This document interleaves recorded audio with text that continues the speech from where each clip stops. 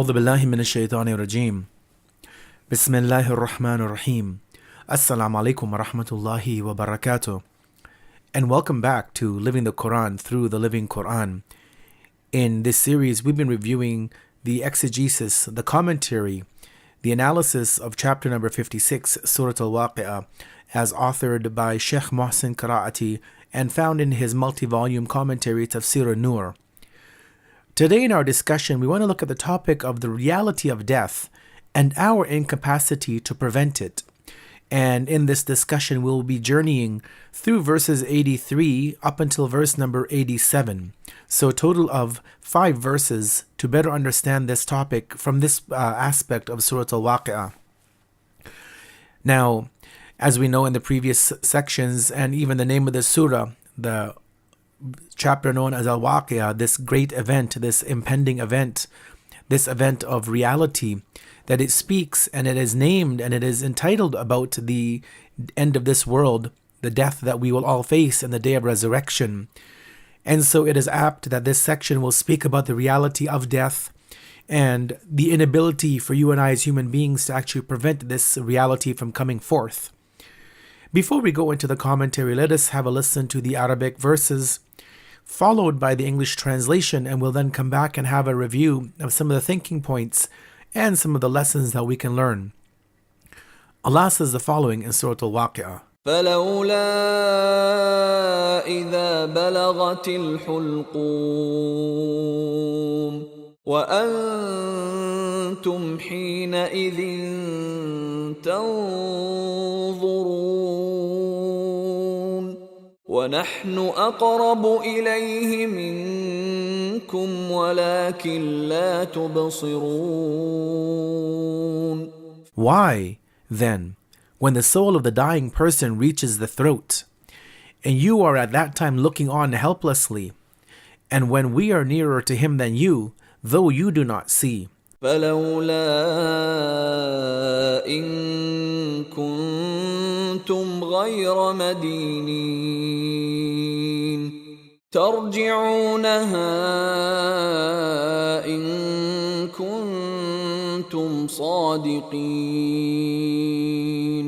Why then, if you are not governed by any authority and are not to be requited, why do you not then bring the soul back to the body of the dying person, if you are truthful in your claim of being independent of the supreme authority? As we see in this passage of verses, God is addressing humanity, that when a person is on their deathbed and the soul is about to leave the body, and we as their loved ones, their family, their friends are looking upon that person in a state of utter helplessness, God tells us that if you think that you are independent in your authority, if there is no day of judgment, if there is no such thing as death, if there is no such thing as being brought back to God after death, then why do you not bring that soul back into the body of the dying person? If we feel that we are independent from God, then why can we not delay or even obliterate the concept of death?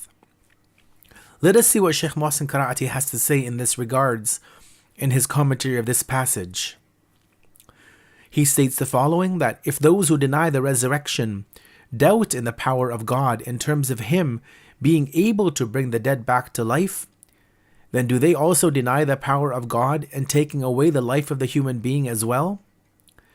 They will witness the scene in which a person is on the verge of having their life taken away from them, and that no one can do anything to stop this from happening. They have experienced their own inability firsthand, and have seen his power at the time of the impending death. And that same power which he has to take away the life is the same power which can once again infuse life after death. If death was something which was not under the influence of the intention and determination of God, and was something which happened by chance, then it would be possible for you and I to prevent it from happening. For those who deny God, one must bring evidences to convince them, just as we see that in this chapter, time and time again, multiple proofs have been brought forth by God. We see verses such as أَفَرَأَيْتُمْ مَا تُمْنُونَ, that have you given thought to the sperm drop, that your life germ that you emit? And also, as God has said in this chapter, أَفَرَأَيْتُمْ مَا تَحْرُثُونَ? Have you ever given thought to that which you grow in the ground, what you sow, the seeds that you plant? And also God has told us, أَفَرَأَيْتُمُ النَّارَ الَّتِي تُورُونَ? Have you given thought to the fire which you kindle?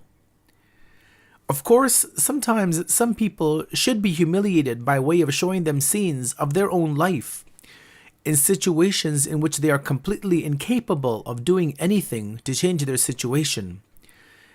Just as we see in these verses in which God speaks to such people and says to them, none of you have the ability to push away death and to keep alive your dear loved ones for even an extra moment. Indeed, God is all close to all of his servants, whether they are good or bad, as he says in this verse, in this passage, نَحْنُ أَقْرَبُ إِلَيْهِ, that we are nearer to him than anything else.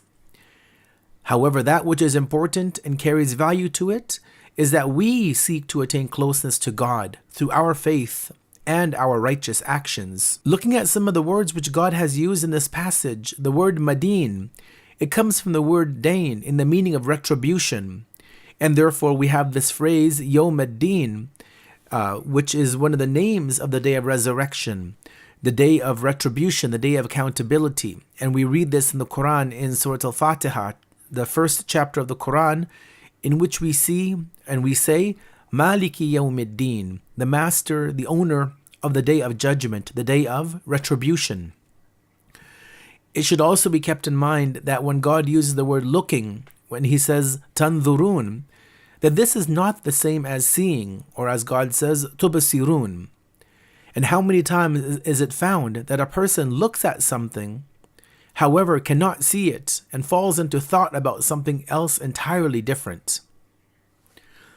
Let us conclude this discussion today with a few takeaway messages from this passage of Surah Al-Waqi'ah. The first message to reflect upon is that the last moments of dying and death, that in itself, that this is a surety for everyone. And the word used in this verse or in this passage was idha.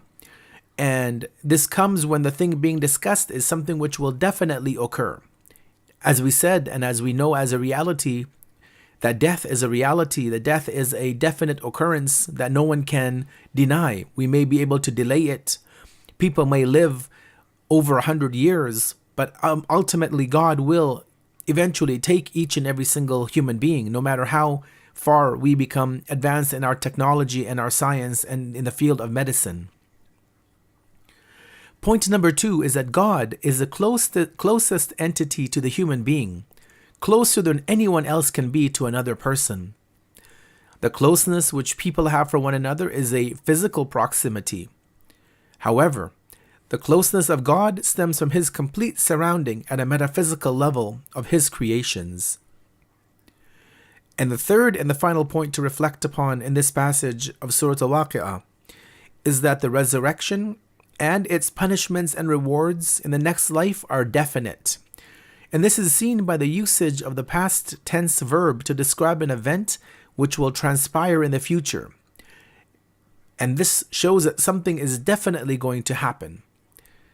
We ask God for the protection of that day, and we ask God that our actions are such that on the day of resurrection we are raised with the prophets, with the imams, with the righteous people, and that we are kept away from all punishments and retributions and the difficulties of that day. Wassalamu alaikum wa rahmatullahi wa barakatuh.